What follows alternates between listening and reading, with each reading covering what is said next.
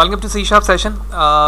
अभी तक हमने ऑब्जेक्ट ओरिएंटेड के अंदर जो पिलर्स हैं उनमें से हमने दो इम्पॉर्टेंट पिलर को डिस्कस कर लिया है, ठीक है। जो कि हमारा फर्स्ट पिलर था जहाँ पर हमने डिस्कस किया था कि इनकैप्सुलेशन क्या है और वो किस तरह से परफॉर्म होती है। फिर हमने दूसरे पिलर में इनहेरिटेंस और उसके टाइप्स देखे कि इनहेरिटेंस क्या है और वो किस तरह से हैंडल हो गए, उनके टाइप्स क्या है। तीसरा इंपॉर्टेंट पिलर ऑब्जेक्ट ओरिएंटेड का है जिसे हम कहते हैं पॉलीमॉर्फिज्म, ठीक है। सो इसकी डेफिनेशन समझते हैं, ये कितने टाइप्स की हैं और फिर हम इंडिविजुअली एक एक टाइप्स को परफॉर्म करके भी देखेंगे। सो डेफिनेशन पर बताया जा रहा है the word polymorphism mean having many forms. In object-oriented programming paradigm, polymorphism is often expressed as one interface, multiple function. In simple word, polymorphism का मतलब ये है कि एक से ज़्यादा फॉर्म या एक से ज़्यादा तरीके किसी चीज़ को इस्तेमाल करने के, ठीक है। फॉर एग्जाम्पल आपने एक मेथड बनाया, उस मेथड को आप डिफरेंट कितने तरीकों से मज़ीद इस्तेमाल कर सकते हैं, उसके कितने मैनी फॉर्म्स हो सकते हैं, ठीक है। उसी तरह आगे बताया जा रहा है कि ये एक्सप्रेस होता है कि एक इंटरफेस है और एक इंटरफेस के अंदर मल्टीपल फंक्शंस बने हुए हैं। ऑल्दो इंटरफेस क्या है ये अपकमिंग सेशन पर हमारी तफसीलन बात होगी, लेकिन अभी आसान लफ्ज़ों में समझने के लिए हमने यहाँ पर ये देख लिया कि किसी भी एक चीज़ को परफॉर्म करने के डिफरेंट मैथड या तरीके जो बयान करता है वो पॉलीमॉर्फिज्म है। आगे बताया जा रहा है पॉलीमॉर्फिज्म कैन बी स्टैटिक और डायनेमिक, ठीक है। इसके दो टाइप हैं, ये स्टैटिक हो सकता है या डायनेमिक हो सकता है। In static polymorphism the response to a function is determined at compile time, यानी कंपाइल टाइम पर ही पता चल जाता है कि इसका जो रिस्पॉन्स है वो पॉलीमॉर्फिज्म स्टैटिक टाइप का हो रहा है, ठीक है। जैसे हम टाइप ऑफ एरर में पढ़ चुके हैं कि कंपाइल टाइम क्या है, रन टाइम क्या है। तो कंपाइल टाइम पे ही फंक्शन डिटरमाइन कर लेगा कि ये जो पॉलीमॉर्फिज्म इस पे अप्लाई की जा रही है वो किस टाइप की है।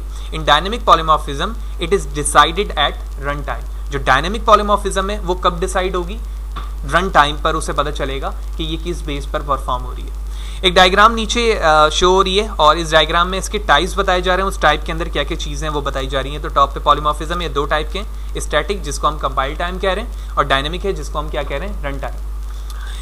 स्टैटिक के अंदर आप देख रहे हैं कि एक एरो जो है मेथड ओवरलोडिंग की तरफ जा रहा है और एक एरो जो है वो हमारा ऑपरेटर ओवरलोड की तरफ जा रहा है, जबकि सेकंड टाइप के अंदर वर्चुअल एंड ओवरराइडिंग मेथड यहाँ पर मौजूद है।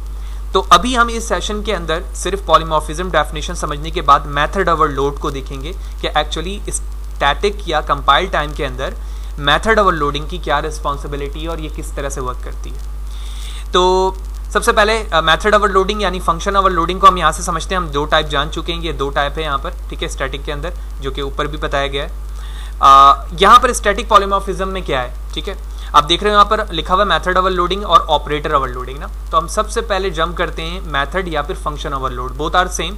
ऑब्जेक्ट ओरिएंटेड मेथडोलॉजी के अंदर फंक्शन को मेथड कहा जाता है और जहाँ प्रोसीजर बेस है उसमें हम मेथड को क्या कहते हैं, फंक्शन कहते हैं। तो यहाँ पर इसी वजह से यहाँ पर क्या लिखा हुआ है, function overloading, but both are same, method या फिर फंक्शन। तो इसकी डेफिनेशन समझते हैं, उसके बाद फिर हम वर्किंग की तरफ चलेंगे। You can have multiple definition for the same function name in the same scope. In simple word, आपके पास एक क्लास के अंदर एक फंक्शन है जिसका नाम है फॉर एग्जाम्पल ए, ठीक है। अब मैं ये चाहता हूं कि ए के नाम से मल्टीपल फंक्शंस बनाऊं। तो जब मैंने मल्टीपल फंक्शंस बनाए तो इसका मतलब ये हो गया कि उसकी फॉर्म्स डिफरेंट हो गए, ठीक है। आगे मजीद बताया जा रहा है the definition of the function must differ from each other by the types and और the number of argument in the argument list. यानी अब जब मैंने एक नाम से मल्टीपल फंक्शंस बनाए तो उनके दरमियान डिफरेंसेस किस तरह से होगी। तो डिफरेंसेस के लिए वो बता रहे हैं या तो उनके टाइप्स यानी रिटर्न टाइप चेंज हो या उनके अंदर जो नंबर ऑफ पैरामीटर्स हैं जिनको आर्गुमेंट कहा जा रहा है वो डिफरेंट हो, यानी किसी पे 1 हो, किसी में 2 हो, किसी में एक भी ना हो, किसी में मोर देन 3 हो। तो इस तरह से डिस्टिंग्विश किया जा सकता है कि ए के नाम से डिफरेंट जो फंक्शंस बने हुए आप किसे कॉल करना चाह रहे हैं।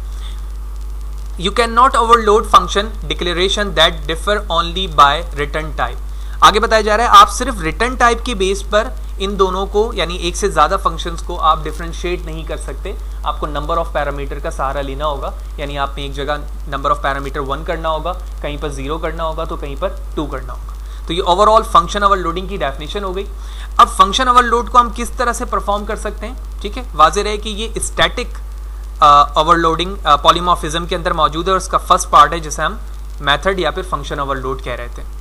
तो लेट्स सी प्रैक्टिकली वर्क पे चलते हैं। तो ये एक ब्लैंक प्रोजेक्ट है जिसका नाम पॉलीमॉर्फिज्म फंक्शन ओवरलोड है। तो ये ब्लैंक है, ब्लैंक के प्रोजेक्ट में क्लास के बाद में एक और क्लास बनाता हूँ और इसका नाम रखता हूँ क्लास एम्प्लॉय। और ये इसकी बॉडी हो गई। ठीक है, जूम कर लेते हैं।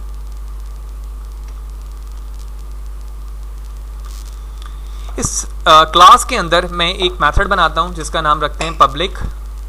ठीक है, पहले हम रिटर्न टाइप बेस पे काम करते हैं जिसके हवाले से हमने लास्ट में पढ़ा है। तो मैंने लिख दिया integer function name ABC small bracket open close body console dot right line only ABC।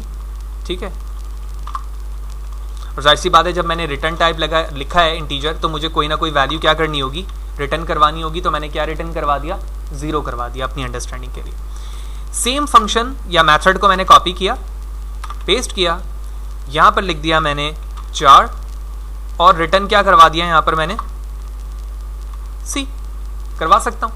आप देख रहे हैं कि ना तो रिटर्न में एरर है यहां पर, ना ही इसके रिटर्न टाइप पे, लेकिन जैसे मैं इस पे होवर करता हूं तो आप देख रहे हो already define a member called ABC with same parameter type. ठीक है, अगर आप बगौर देखें तो ये सेम नंबर ऑफ पैरामीटर की बिहाफ पर कह रहा है कि दोनों में नंबर ऑफ पैरामीटर 0 है। तो ये पॉसिबल नहीं है कि आप एक क्लास के अंदर 2 नाम से मेथड बनाएं, यानी आप मेथड को ओवरलोड करना चाह रहे हैं behalf of same number of parameter. तो मैंने दोनों पे रिटर्न टाइप चेंज किया है, लेकिन इसके बावजूद भी वो फोकस किस चीज़ पे कर रहा है, पैरामीटर पे कर रहा है। लिहाजा ये बात तो यहाँ पर हमें क्लियर हो गई कि हम रिटर्न टाइप चेंज करके ओवरलोड नहीं कर सकते। लिहाजा मैं अब इसकी जगह पर वॉइड ही लिख देता हूँ। ठीक है, वॉइड जब लिख दिया तो रिटर्न की ज़रूरत नहीं है, तो हम इसे हटा देते हैं। अब आप देख रहे हो कि दोनों के नंबर ऑफ पैरामीटर सेम है, हमें चेंज करना है। तो यहाँ पर मैं लिख देता हूँ इंटीजर A और यहाँ पर मैं लिख देता हूँ डबल B। तो आप देख रहे हो कि अभी दोनों के नंबर ऑफ पैरामीटर क्या हैं, सेम है यानी 1 है, लेकिन दोनों के नंबर ऑफ पैरामीटर का जो डेटा टाइप है वो क्या है, चेंज है।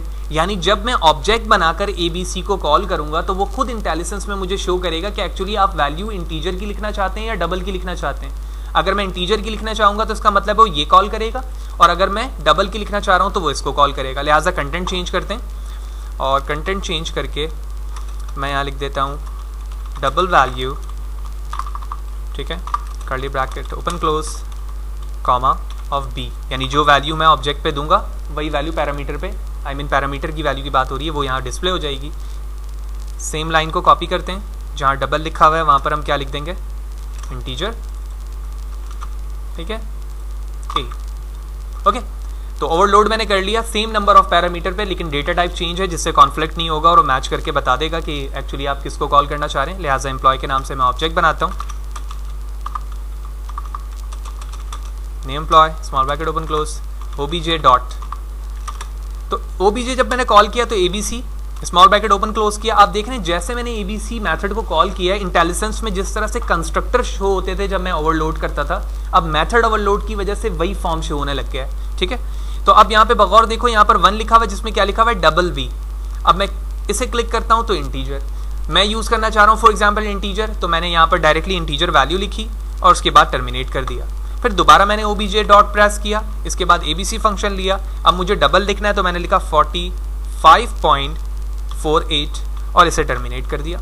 टर्मिनेट करने के बाद प्रोग्राम को बिल्ड एंड रन करता हूं, बोथ विल बी कॉल्ड, और आप देख रहे हो दोनों फंक्शंस या मेथड हमारे यहाँ पर कॉल हो गए बाय यूजिंग ओवरलोडिंग कॉन्सेप्ट। तो अभी तक तो हमने सबसे पहले ये देख लिया कि actually number of parameter same हो, ठीक है, तो भी ये चीज़ें रन हो सकती हैं, लेकिन कॉन्फ्लिक्ट को ख़त्म करने के लिए दोनों के डेटा टाइप चेंज होना चाहिए, तो हमारा कंपाइलर ईजिली हैंडल कर सकता है।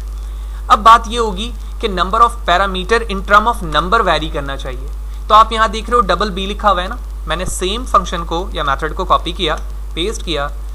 अब यहाँ पर ये ओवरलोड नहीं हो सकता क्योंकि नंबर ऑफ पैरामीटर सेम होने के साथ साथ डेटा टाइप्स भी इनके सेम है। लिहाजा मैंने एक और वेरिएबल लिया, इसका नाम रख दिया C और इसे भी डिस्प्ले करवा दिया, and C is curly bracket open close 1, C।